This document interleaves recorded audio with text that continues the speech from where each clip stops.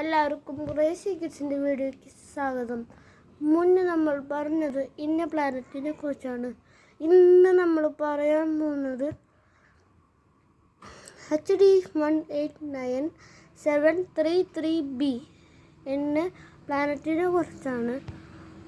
അത് ഫ്രാൻസിലത്തെ സയൻറ്റിസ്റ്റുകളാണ് കണ്ടുപിടിച്ച്. അതൊരു റെഡ് ഡ്വാർഫ് നക്ഷത്രമാണ് അവലംബിക്കുന്നത്.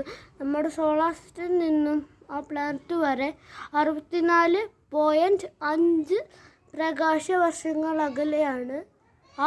ആ പ്ലാനറ്റിൻ്റെ പ്രത്യേകത എന്ന് വെച്ചാൽ അവിടുത്തെ ബ്ലൂ കളർ വരുന്നത് അതിൻ്റെ കട്ടിയുള്ള അന്തരീക്ഷം കണ്ടാണ്.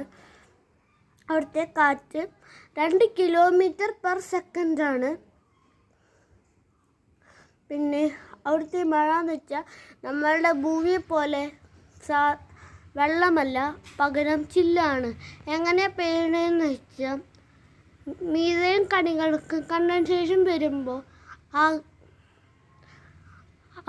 അന്തരീക്ഷം സമ്മർദ്ദം കാരണമുണ്ട് അത് മഴയായി പെയ്യുന്നു. അത് ഗ്ലാസ് കണികകളായി പെയ്യുന്നു. അത് കാരണമുണ്ട് മഴ സ്ട്രൈറ്റ് ആയിട്ടല്ല പെയ്യുക. 2 km/s കാറ്റിൻ്റെ വേഗത കാരണമുണ്ട്. കാറ്റ് പോണ ദിശയ്ക്കായിരിക്കും മഴ പെയ്യുന്നത്. അപ്പം നമ്മുടെ വീഡിയോ വൈൻഡപ്പ് ചെയ്യാൻ സമയമായി. ബൈ.